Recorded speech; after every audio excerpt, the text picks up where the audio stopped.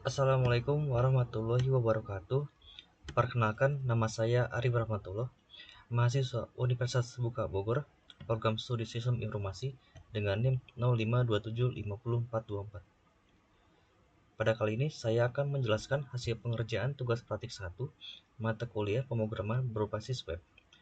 Pada tugas ini, saya membuat aplikasi website sederhana untuk pemesanan dan distribusi bahan ajar Universitas Terbuka atau SITA.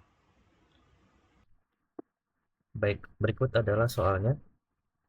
Pertama adalah tugasnya berupa mahasiswa mampu mengimplementasikan konsep fundamental HTML, CSS, dan JavaScript di OM. Dan juga untuk aplikasinya adalah pemesanan bahan ajar Sita untuk sistem kebutuhan proses pemesanan dan distribusi bahan ajar di UT.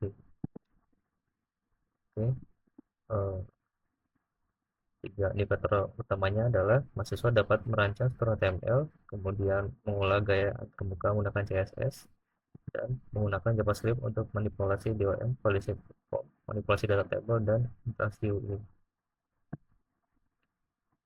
Ceritanya sebagai berikut. Berikut adalah hasil yang saya buat. Jadi aplikasi ini dibuat menggunakan HTML, CSS, dan JavaScript DOM.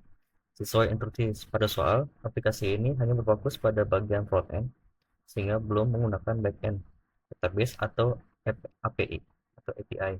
Semua data yang digunakan berasal dari file dummy JavaScript, yaitu data.js. Oke, pertama saya akan menjelaskan struktur folder proyek. Di dalam folder proyek terdapat beberapa file utama, yaitu login HTML, juga dashboard HTML, tracking HTML, dan stock HTML. File ini mewakili halaman utama yang diminta pada soal.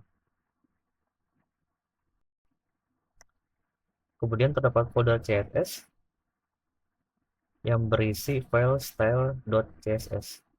File ini digunakan untuk mengatur tampilan seluruh halaman website seperti warna, layout, tombol, tabel, mudah, dan responsivitas. Selanjutnya ada folder JS yang berisi data JS, data app.js, dan juga ini data history. File data JS ini berisi data dummy seperti data pengguna, data bahan ajar, dan data tracking pengiriman. Dan juga untuk file app.js ini berisi logika JavaScript untuk validasi login, modal box, greeting dashboard, pencarian delivery order, serta manipulasi tabel stok bahan ajar. Dan terakhir ada folder image img yang berisi gambar cover bahan ajar.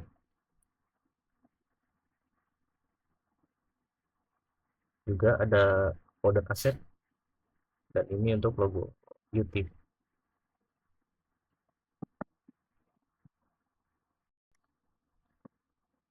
Oke, selanjutnya saya akan menjelaskan halaman login. Kita buka untuk kodenya seperti ini.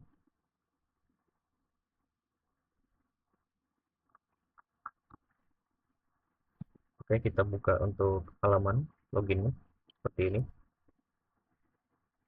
Pada halaman login.html terdapat form login yang terdiri dari input email dan password serta tombol login. Data login tidak diperiksa melalui database, tetapi dicocokkan dengan data pengguna yang ada pada data.js. Jika email atau password dikosongkan, maka akan muncul pesan validasi pada form. Ini. Jika email dan password yang dimasukkan salah, maka website menampilkan alert pada pesan bahwa email atau password yang dimasukkan salah.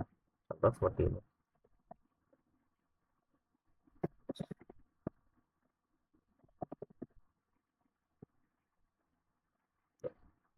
Muncul peringatannya, pop-up-nya.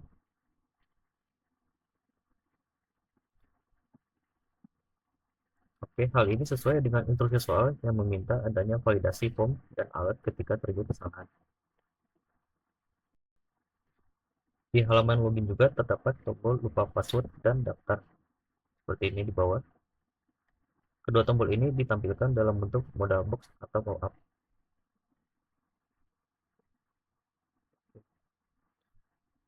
Modal ini dibuat menggunakan HTML, CSS, dan JavaScript DOM. Ketika tombol diklik, JavaScript akan menambahkan kelas tertentu agar modal tampil di layar, dan modal dapat ditutup kembali dengan tombol close atau dengan klik area di luar modal. Untuk contoh login, saya menggunakan akun dari data dummy, yaitu admin@ut.ac.id dengan password admin123.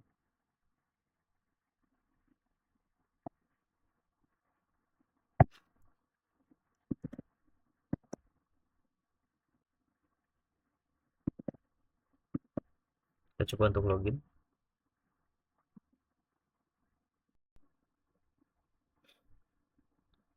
Berikutnya adalah halaman dashboard. Pada halaman dashboard.html terdapat sapaan atau grading yang berubah sesuai waktu lokal. Misal jika website dibuka pada pagi hari, maka tampilannya menjadi selamat pagi. Jika dibuka pada siang, sore, atau malam hari, maka teks grading akan berubah mengikuti waktu tersebut. Contohnya seperti ini. Saya membuka file ini pada pukul 1 atau tengah malam, dan teksnya berubah menjadi selamat malam. Fitur ini dibuat menggunakan objek date pada JavaScript. JavaScript membantu waktu lokal berangkat, kemudian menentukan sapaan yang sesuai dan menampilkan ke elemen HTML menggunakan DOM. Pada dashboard juga terdapat menu utama sesuai instruksi soal, yaitu informasi bahan ajar, tracking pengiriman, laporan, dan histori transaksi bahan ajar.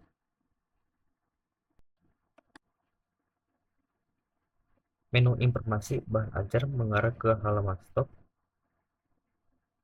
Menu tracking pengiriman mengarah ke halaman tracking. Sedangkan menu laporan dan histori transaksi saya tampilkan dalam bentuk model sederhana sebagai simulasi menu utama. Ini.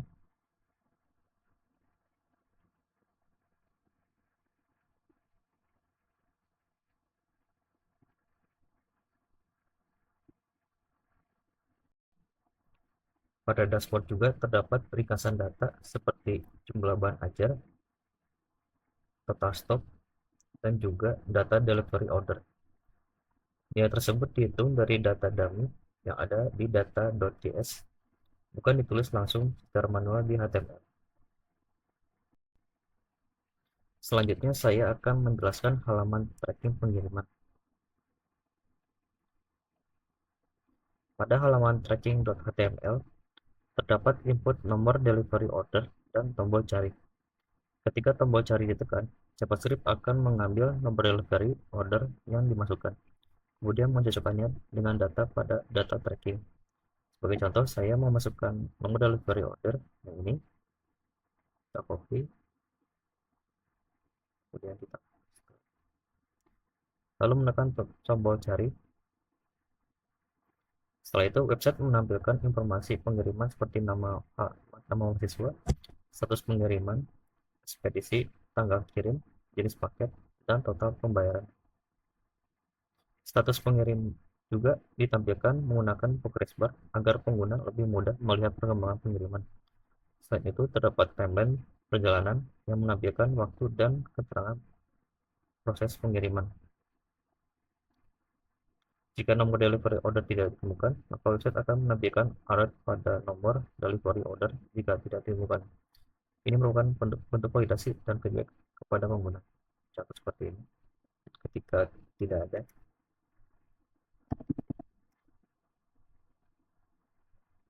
oke, kita kembali ke menu. Oke. Berikutnya adalah halaman informasi stok bahan ajar. Pada halaman stok.html, website menampilkan data bahan ajar dalam bentuk data table. Data ini berasal dari variabel data bahan ajar di file data.js. Jadi, data tidak ditulis langsung di HTML. tetapi ditampilkan secara dinamis menggunakan JavaScript BOM. Setiap baris tabel berisi cover bahan ajar, kode lokasi, kode barang, nama barang, jenis barang, edisi, dan jumlah stok. Di halaman ini juga terdapat fitur filter pencarian. Pengguna dapat mengetik nama bahan ajar, kode barang, lokasi, atau jenis barang. Kemudian tabel akan menampilkan data yang sesuai dengan kata kunci tersebut. Selain itu, terdapat data form juga untuk menambahkan stok baru. Form ini berisi kode lokasi, kode barang, nama barang, jenis barang, edisi, dan stok.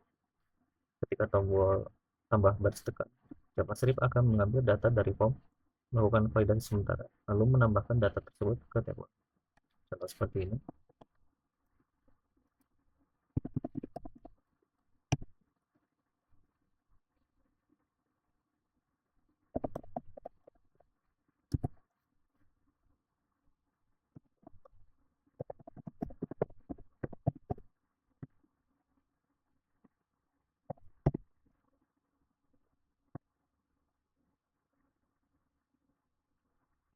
Buku operasi ditambahkan, kemudian muncul di tabel. Perlu dijelaskan bahwa data stok baru ini hanya bersifat sementara. Jika halaman direfresh, data akan kembali seperti semula, karena aplikasi ini tidak menggunakan backend atau database.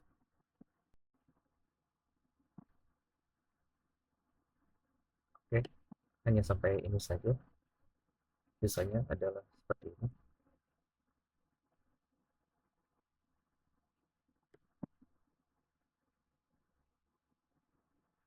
Dan tombol untuk logout.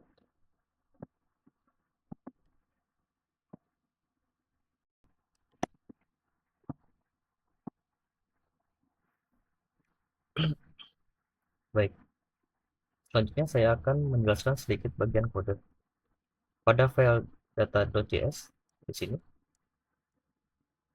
terdapat tiga data utama. Kita buka dulu filenya.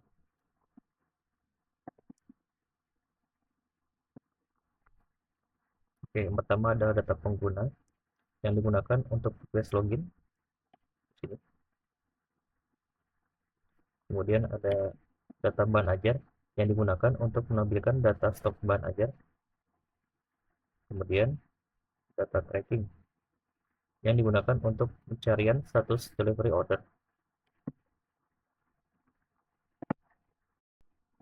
Selanjutnya, pada file app.js terdapat beberapa fungsi utama.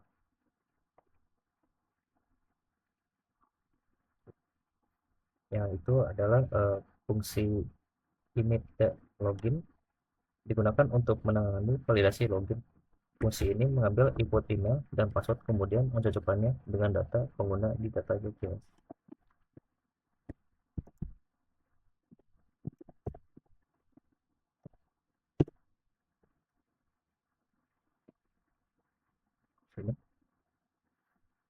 Kemudian ada fungsi init modal digunakan untuk membuka dan menutup modal box seperti modal lupa password, daftar, laporan, dan histori transaksi.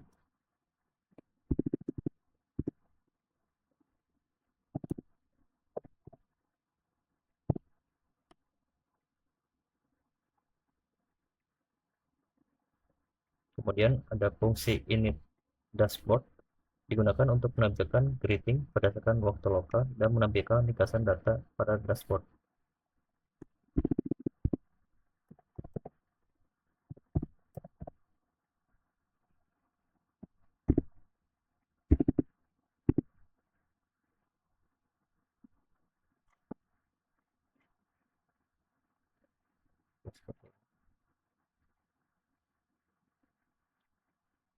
Fungsi init tracking digunakan untuk mencari data delivery order dan menampilkan hasil tracking pengiriman.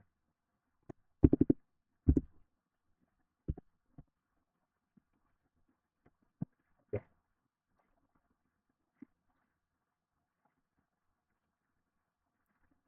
Dan juga fungsi render stock table digunakan untuk menampilkan data bahan ajar ke dalam tabel.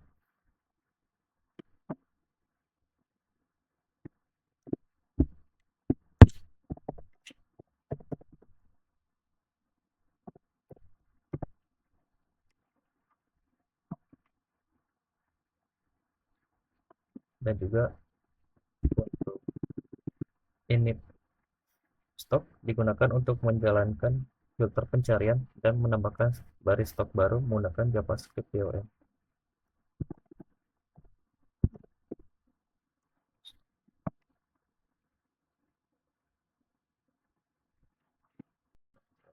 Selanjutnya, pada file style.css di sini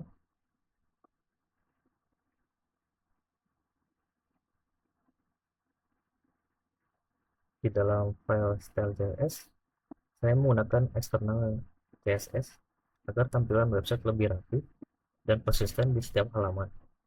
Warna yang digunakan menyesuaikan nuansa universitas terbuka, yaitu biru dan kuning.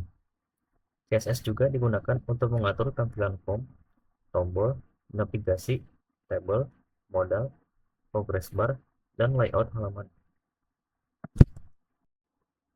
Baik, sesuai dengan soal, pertama, struktur HTML sudah dibuat terpisah untuk setiap halaman. Kemudian kedua, CSS dibuat secara eksternal. Ketiga, JavaScript digunakan untuk manipulasi DOM, validasi form, modal box, alert, filter data, tracking, dan penambahan baris tabel. Dan juga keempat, struktur folder dibuat modular dengan folder CSS, JS, PNG, dan ASIC. Demikian penjelasan dari saya mengenai tugas praktik 1 pemrograman berbasis web. Terima kasih. Wassalamualaikum warahmatullahi wabarakatuh.